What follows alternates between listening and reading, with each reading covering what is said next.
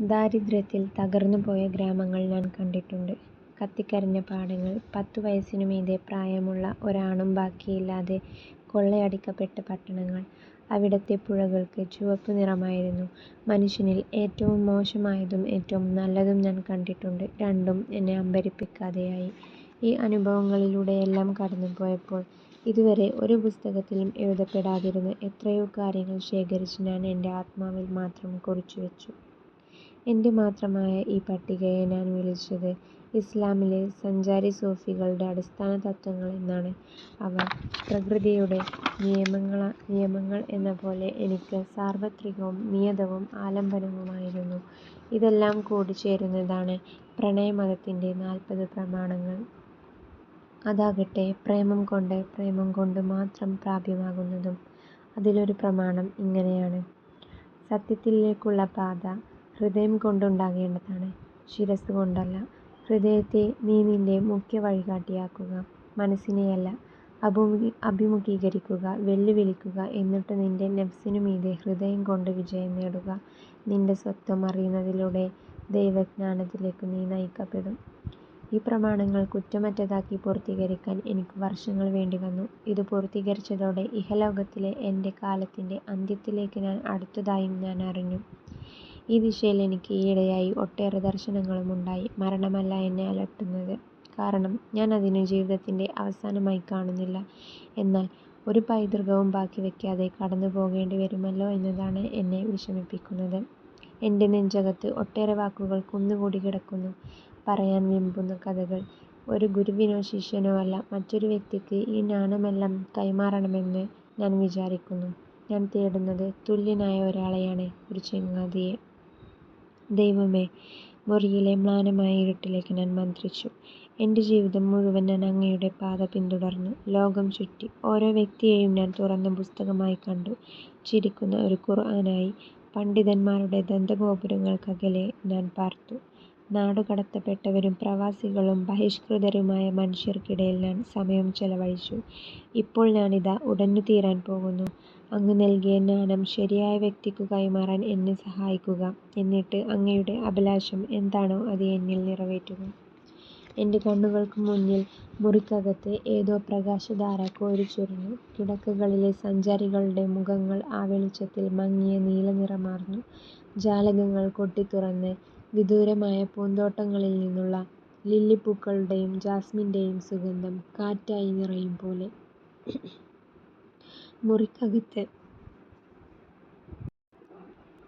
മുറിക്കകത്ത് വായു പ്രസന്നവും ജീവസുറ്റതുമായി അനുഭവപ്പെട്ടു. ബാഗ്ദാദിലേക്ക് പോകുക. ആലാപമധുരമായ സ്വരത്തിൽ എൻ്റെ കാവൽ മാലാഖ കുഴലൂതി. ബാഗ്ദാദിൽ എന്താണ് എന്നെ കാത്തിരിക്കുന്നത്? ഞാൻ ആരാഞ്ഞു. നീ ഒരു ചങ്ങാതിക്കു വേണ്ടി പ്രാർത്ഥിച്ചു, നിനക്കതു ലഭിക്കും. ബാഗ്ദാദിൽ നിനക്കു നേർവഴി കാട്ടിത്തരുന്ന ഗുരുവിനെ നീ കണ്ടെത്തും. എൻ്റെ കണ്ണുകൾ കൃതജ്ഞതയാൽ നിറഞ്ഞു.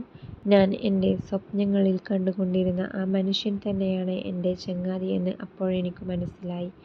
താമസിയാതെ ഞങ്ങൾ തമ്മിൽ കണ്ടുമുട്ടാനാണ് നിയോഗം. ദയവായി പറഞ്ഞ ആ കണ്ണുകൾ സദാ ദുഃഖാർദ്രമായിരുന്നത് എന്തിനാണെന്നും ഒരു വസന്താരംഭ രാത്രിയിൽ ഞാൻ എങ്ങനെയാണ് കൊല്ലപ്പെട്ടതെന്നും ആ കൂടിക്കാഴ്ചയിൽ ഞാൻ മനസ്സിലാക്കും. എല്ലാ. Northampton, May 19, 2003. സന്ധ്യയായില്ല, കുട്ടികൾ തിരിച്ചെത്താറായില്ല. മധുരമാർന്ന ദൈവനിന്ദയുടെ കയ്യെഴുത്തു പ്രതിയിൽ അടയാളം വെച്ച് എല്ല എണീറ്റു. ആ നോവൽ എഴുതിയ മനുഷ്യനെക്കുറിച്ച് അറിയാനുള്ള ജിജ്ഞാസയിൽ അവൾ എസെഡ് സഹാറ എന്ന് ഗൂഗിൾ ചെയ്തു നോക്കി. എന്തൊക്കെയാണ് പൊങ്ങി വരുന്നതെന്ന അമ്പരപ്പോടെയും ഒരു പ്രതീക്ഷയോടെയും. അവളെ അത്ഭുതപ്പെടുത്തിക്കൊണ്ട് ഒരു സ്വകാര്യ ബ്ലോഗാണ് പ്രത്യക്ഷമായത്. വൈഡൂര്യത്തിൻ്റെ നീലയും രത്നക്കല്ലുകളുടെ വയലറ്റും കലർന്ന നിറമായിരുന്നു ആ പേജിന്. മുകളിൽ വെള്ളയുടുപ്പിട്ട ഒരു പുരുഷരൂപം മെല്ലെ ചുറ്റുന്നുണ്ടായിരുന്നു. വട്ടം ചുറ്റുന്ന ദർവീഷിനെ മുമ്പൊരിക്കലും കണ്ടിട്ടില്ലാത്ത എല്ല ആ പടത്തിലേക്ക് ശ്രദ്ധാപൂർവം നോക്കി. ബ്ലോഗിൻ്റെ പേര് ജീവിതം എന്നു പേരിട്ട ഒരു മുട്ടത്തോട്. ഇതേ തലക്കെട്ടിലുള്ള കവിത തൊട്ടു താഴെ: കൂട്ടുകാരായി നമുക്ക് പരസ്പരം തിരഞ്ഞെടുക്കാം, കാൽച്ചുവട്ടിൽ പരസ്പരം നമുക്കിരിക്കാം, അന്തരാളങ്ങളിൽ നമുക്കുണ്ടെത്ര പൊരുത്തം, വിചാരിക്കരുത് നാം കാൺമതു മാത്രമാണ് നാമെന്ന്. ബ്ലോഗിൽ നിറയെ ലോകത്തിൻ്റെ വിവിധ നഗരങ്ങളിൽ നിന്നും പ്രദേശങ്ങളിൽ നിന്നുമുള്ള പോസ്റ്റ് കാർഡുകളായിരുന്നു. ഓരോ പോസ്റ്റ് കാർഡിനും കീഴെ ആ പ്രത്യേക സ്ഥലത്തെക്കുറിച്ചുള്ള കുറിപ്പുമുണ്ടായിരുന്നു. അതെല്ലാം വായിച്ചുകൊണ്ടിരിക്കുകയാണ് 3 കാര്യങ്ങൾ എല്ലയുടെ ശ്രദ്ധയിൽപ്പെട്ടത്. ആദ്യത്തേത്, എസെഡ് സഹാറയിലെ എ എന്നത് അസീസാണ്. രണ്ടാമത്, താനൊരു സൂഫിയാണെന്ന് അസീസ് പറയുന്നു. മൂന്നാമത്, ആ സമയം അദ്ദേഹം ഗ്വാട്ടിമലയിലെവിടെയോ യാത്രയിലാണെന്നും. ബ്ലോഗിൽ മറ്റൊരു വിഭാഗത്തിൽ അദ്ദേഹം എടുത്ത ഫോട്ടോകൾ ഉണ്ടായിരുന്നു. മിക്കവാറും അവ വിവിധ നിറങ്ങളിലുള്ള മനുഷ്യരുടെ ഛായാചിത്രങ്ങളായിരുന്നു. അവയോരോന്നും വ്യത്യസ്തമായിരുന്നുവെങ്കിലും ജിജ്ഞാസയുണർത്തുന്ന ഒരു കാര്യത്തിൽ അവയ്ക്കിടയിൽ സാമ്യമുണ്ടായിരുന്നു. ആ മുഖചിത്രങ്ങളിലെ മനുഷ്യർക്കെല്ലാം പ്രകടമായും എന്തോ ഒന്നിൻ്റെ കുറവുണ്ടായിരുന്നു. ആ കുറവാകട്ടെ ചിലരിൽ ലളിതമായ ഒന്നായിരിക്കും. അതായത് ഒരു കമ്മലിൻ്റെയോ ഒരു ഷൂവിൻ്റെയോ ഒരു ബട്ടൻ്റെയോ കുറവ്. മറ്റു ചിലർക്കാകട്ടെ വളരെ കാര്യമായതും, ഒരു പല്ലിൻ്റെയോ ഒരു വിരലിൻ്റെയോ കുറവ്. അല്ലെങ്കിലോ ഒരു കാല്.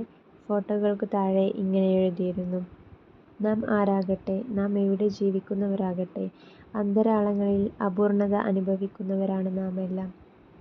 നമുക്ക് ചിലത് നഷ്ടമായ പോലെ. അവയാകട്ടെ നമുക്ക് തിരിച്ചു വേണ്ടതാനുതാനും.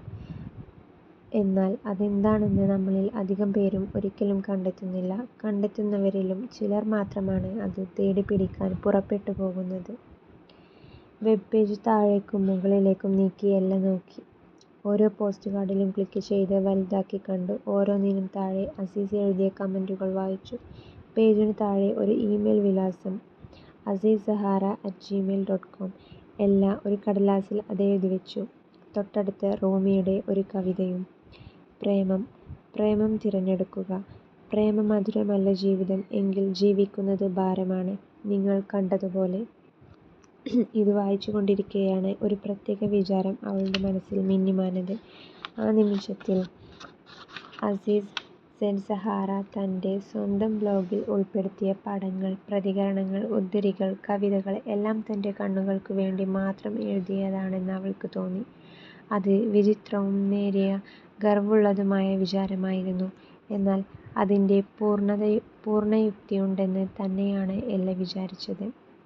പിന്നീട് അപരാഹ്നത്തിൽ മനസ്സ് താഴ്ന്ന് തളർച്ചയോടെ ജനാലക്കരികിൽ എല്ല ഇരിക്കുകയായിരുന്നു. അവളുടെ പിന്നിൽ സൂര്യവെളിച്ചം ശക്തമായി പരക്കുന്നുണ്ടായിരുന്നു. അവൾ പാചകം ചെയ്ത വിഭവത്തിൻ്റെ ഗന്ധം അടുക്കളയിൽ നിറഞ്ഞു. മധുരമാർന്ന ദൈവനിന്ദ അവൾക്ക് മുന്നിൽ തുറന്നിരുന്നു. എന്നാൽ എല്ലയുടെ മനസ്സ് മറ്റെന്തിലോ മുഴുകിപ്പോയതിനാൽ അവൾക്ക് ആ കൈയെഴുത്തുപ്രതിയിൽ ശ്രദ്ധിക്കാനായില്ല.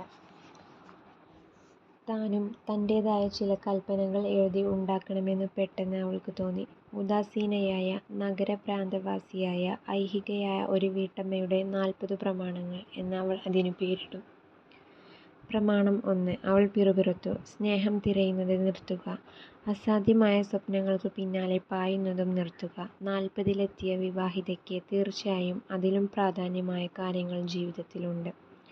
എന്നാൽ തൻ്റെ തന്നെ നർമ്മം എല്ലയിൽ സ്പഷ്ടമല്ലാത്ത അസ്വാസ്ഥ്യമാണ് ഉണ്ടാക്കിയത്. വലിയ വേവലാതികളെപ്പറ്റി അത് അവളെ ഓർമ്മിപ്പിച്ചു. അത്രയുമായപ്പോഴേക്കും പിടിച്ചു നിൽക്കാനാവാതെ അവൾ തൻ്റെ മൂത്ത മകൾക്ക് ഫോൺ ചെയ്തു. ആരും ഫോണെടുത്തില്ല. സന്ദേശം രേഖപ്പെടുത്തുന്നതിനായുള്ള ആൻസറിങ് മെഷീനിൻ്റെ സ്വരം കേട്ടതോടെ അവൾ പറഞ്ഞു: പ്രിയപ്പെട്ട ഷാനിഷ്, സ്കോട്ടിനെ ഞാൻ വിളിച്ചത് തെറ്റായിപ്പോയെന്ന് എനിക്കറിയാം. പക്ഷേ എൻ്റെ ഉദ്ദേശം ചീത്തയായിരുന്നില്ല. ഞാൻ ഒരു കാര്യം ഉറപ്പിക്കാൻ ആഗ്രഹിച്ചു. അവൾ നിർത്തി. ഇത്തരമൊരു സന്ദേശം മുൻകൂട്ടി ആലോചിച്ച് പറയാൻ തോന്നാത്തതിൽ അവൾ അപ്പോൾ അഗാധമായി ഖേദിച്ചു. ആൻസറിങ് മെഷീൻ ശബ്ദലേഖനം ചെയ്യുന്നതിൻ്റെ നേർത്ത സ്വരം അവൾക്കു കേൾക്കാമായിരുന്നു. ടേപ്പ് കറങ്ങിക്കൊണ്ടിരിക്കുകയാണെന്നും തൻ്റെ സമയം കഴിയുകയാണെന്നുമുള്ള വിചാരം അവളെ അസ്വസ്ഥയാക്കി. ഷെനറ്റ്, എൻ്റെ പ്രവൃത്തിയിൽ ഞാൻ മാപ്പു ചോദിക്കുന്നു. ഏറ്റവും അനുഗ്രഹീതയായ സമയം ഞാൻ പരാതി പറയാൻ പാടില്ലെന്ന് എനിക്കറിയാം. പക്ഷേ എന്താണെന്ന് വെച്ചാൽ എനിക്കൊരു സന്തോഷവുമില്ല. ക്ലിക്ക്. ആൻസറിങ് മെഷീൻ നിലച്ചു. അപ്പോൾ പറഞ്ഞതിൻ്റെ ഞെട്ടലിൽ എല്ലയുടെ ഹൃദയം ഞെരുങ്ങി. അവൾക്ക് എന്താണ് സംഭവിച്ചത്? അവൾ അസന്തുഷ്ടയാണെന്ന് അവൾ ഒരിക്കലും അറിഞ്ഞിരുന്നില്ല. അസന്തുഷ്ടയായിരിക്കുകയും അതറിയാതെ പോകുകയും ചെയ്യുന്നത് സാധ്യമാണോ? വിചിത്രമെന്ന് പറയട്ടെ, തൻ്റെ അസന്തുഷ്ടി തുറന്നു പറയേണ്ടി വന്നതിൽ അവൾക്ക് ഒരു അസന്തുഷ്ടിയും തോന്നിയതുമില്ല. ഈയിടെയായി അവൾക്ക് ഒന്നും കാര്യമായി അനുഭവപ്പെടാതെയായിരിക്കുന്നു. അസീസ് സെറ്റ് സഹാറയുടെ ഇമെയിൽ വിലാസം കുത്തിക്കുറിച്ച കടലാസ് അപ്പോഴാണ് അവളുടെ കണ്ണുകളിൽ പെട്ടത്. ആ വിലാസം ലളിതവും നാട്യരഹിതവും കുറച്ചൊക്കെ ആകർഷണീയവുമായിരുന്നു. കൂടുതൽ ആലോചനയ്ക്ക് നിൽക്കാതെ അവൾ കമ്പ്യൂട്ടറിനു സമീപത്തേക്ക് പോയി ഇമെയിൽ ടൈപ്പ് ചെയ്യാൻ തുടങ്ങി. പ്രിയ അസീസ് സെറ്റ് സഹാറ, എൻ്റെ പേര് എല്ല. സാഹിത്യ ഏജൻസിയുടെ റീഡർ എന്ന നിലയിൽ ഞാൻ നിങ്ങളുടെ നോവൽ മധുരമാർന്ന ദൈവനിന്ദ വായിച്ചു കൊണ്ടിരിക്കുകയാണ്. ഞാൻ തുടങ്ങിയിട്ടേ ഉള്ളൂ. ഞാനത് വളരെയധികം ആസ്വദിക്കുന്നുണ്ട്. ഇത് പക്ഷേ എൻ്റെ വ്യക്തിപരമായ അഭിപ്രായമാണ്, എൻ്റെ ബോസിൻ്റെ വീക്ഷണങ്ങളുടെ പ്രതിഫലനമല്ല. എനിക്കിഷ്ടമായാലും ഇല്ലെങ്കിലും നോവൽ സ്വീകരിക്കണോ വേണ്ടയോ എന്ന അന്തിമ തീരുമാനത്തെ അത് സ്വാധീനിക്കുകയുമില്ല. ജീവിതത്തിൻ്റെ സാരം പ്രേമമാണെന്നും മറ്റൊന്നിലും കാര്യമില്ലെന്നും നിങ്ങൾ വിശ്വസിക്കുന്നതായി തോന്നുന്നു. അതിനോട് ഞാൻ പൂർണ്ണമായി യോജിക്കുന്നില്ല എന്ന് പറയട്ടെ. ഞാൻ താങ്കൾക്ക് എഴുതാൻ കാരണം ഇതൊന്നുമല്ല. ഞാൻ എഴുതുന്നത് എന്തുകൊണ്ടാണെന്ന് വെച്ചാൽ, മധുരമാർന്ന ദൈവനിന്ദ വായിക്കാൻ തിരഞ്ഞെടുക്കുന്ന സമയം വളരെ വിചിത്രമായി തോന്നി. കാരണം എൻ്റെ മൂത്ത മകൾ വളരെ ചെറുപ്പത്തിലേ വിവാഹിതയാകുന്നത് തടയാനുള്ള ശ്രമത്തിലാണ് ഞാനിപ്പോൾ.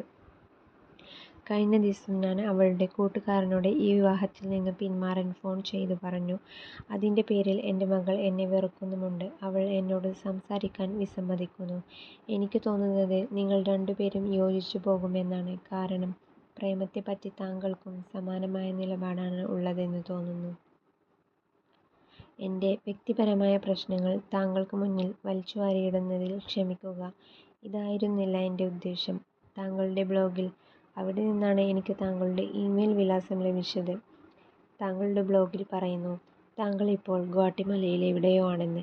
ലോകം ചുറ്റുക ശരിക്കും ഹരം തന്നെയാകും. താങ്കൾ ബോസ്റ്റണിൽ എന്നെങ്കിലും വരികയാണെങ്കിൽ ഒരു പക്ഷേ നമുക്ക് നേരിൽ കാണാനാകും. ഒരു കപ്പ് കോഫിയുമായി ഇരുന്ന് സംസാരിക്കാം. ആശംസകളോടെ എല്ല. അസീസിനുള്ള അവളുടെ ആദ്യ ഇമെയിൽ സന്ദേശം ഒരു ക്ഷണക്കത്തേക്കാളേറെ സഹായത്തിനു വേണ്ടിയുള്ള നിലവിളിയായിരുന്നു. എന്നാൽ ഇപ്പോഴോ ഭാവിയിലോ കണ്ടുമുട്ടുമെന്ന് ഉറപ്പില്ലാത്ത, അറിയപ്പെടാത്ത ഒരു എഴുത്തുകാരന് തൻ്റെ അടുക്കളയുടെ നിശബ്ദതയിൽ ആ സന്ദേശം എഴുതുമ്പോൾ അത് അറിയാൻ എല്ലയ്ക്ക് ഒരു വഴിയുമുണ്ടായിരുന്നില്ല.